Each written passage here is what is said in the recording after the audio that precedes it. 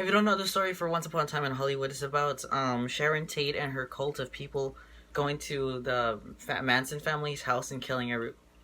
Wait, that's not the story. Embarrass yourself in front of all those goddamn people. All right, what's the matter, partner?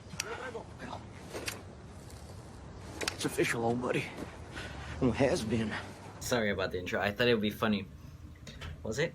Now, actually, the Once Upon a Time in Hollywood, it's not like the whole movie is based on the story, but it has the story in it about the Manson family murders. I just recently learned this. I don't know why I never knew this, and I'm super into film. Well, now, but the gist of it, Charles Manson, he wanted to make music, so the record producer, they signed something, and then the record producer was like, you know what, no, and then he left, and then and the house that he knew where the record producer lived, Charles Manson, and then he said, okay, go to Cielo Drive and then kill everyone there.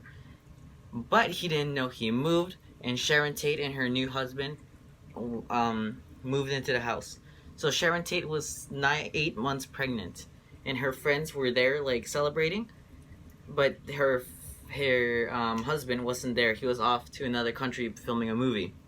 So everybody, the 4 people who went to Cielo Drive, killed everyone there very gruesomely.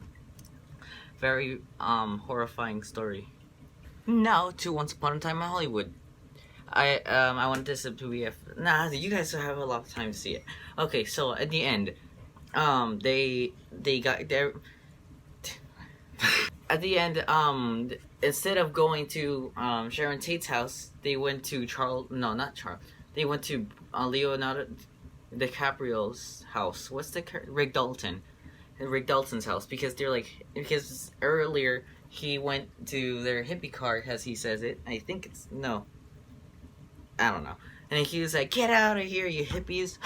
I don't know why, but every time they said the hippie, reminds me of Cars, of Fillmore. If you know what I mean. Probably not. So they were like, you know what? Let's go kill Rick Dalton first, and then they don't, because he was in the pool chilling, and Brad Pitt was high on acid. He came back from walking his dog, and then all of a sudden, these 3 people come in bursting in. He's like, "Hey, I know you. You're Rex." And then, yeah, the foreshadowing in this movie is great, but you have to pay attention. Because earlier in the movie, Brad Pitt and his dog, Brandy, I believe his name is, it was like stated that Brandy is very well trained. He just waits for Brad Pitt's like command, like, I think that's how he does it, to like do anything. So right then and there, we were like, hey, we know Brandy is trained. So when Brad Pitt goes like, he knows to go attack, and then Brad Pitt does so and he attacks very gruesomely. Violet, that's her name. I'm gonna call her that. I don't care. The other girl who went to go stab Brad Pitt, he had a dog food and threw it at her. Oh my god! You could feel the impact. That hurt. That must have hurt so bad. And the other one, I forgot about the other one. The other one, she got her head. She kept on getting bashed into stuff by Brad Pitt. The ending was fantastic. Throughout the movie, you can tell it's Quentin Tarantino. So much dialogue.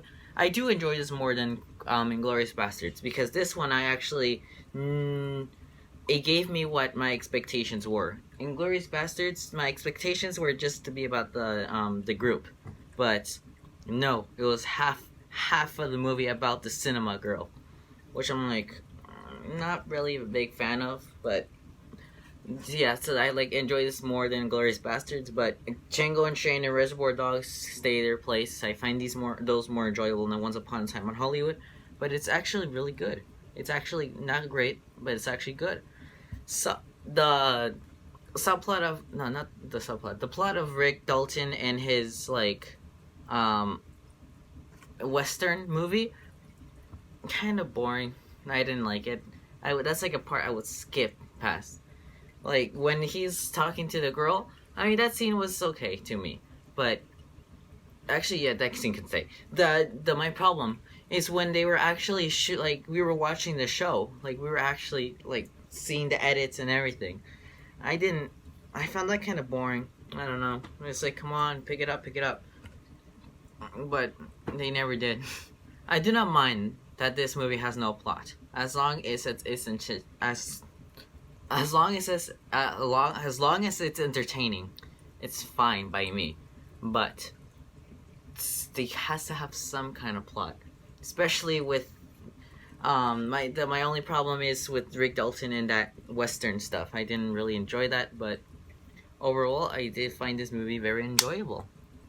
If you're looking for like a hard plot, no, you're not gonna get it. If you're looking for like the stuff building towards the end, you're gonna get it. But the stuff building towards the end, you might not like, so you're gonna like skip out the end because you're gonna be like, no, I don't want no more. But if you don't like it, paying yourself through it, and if you watch the end and then you find it all paid off, yes, and you enjoyed it. The flamethrower, the when he was killing the Nazis, not the best Tarantino at all, but it is a very good Tarantino. So I do recommend you watch it. I wonder what's his next film gonna be, and I think I'm gonna watch it. I really want to watch it, whatever it is, in the theaters. So I could be my first Tarantino film in the theaters, like my Christopher Nolan movie, Tenet. I really wanted it to be my first, but no. Anybody order fried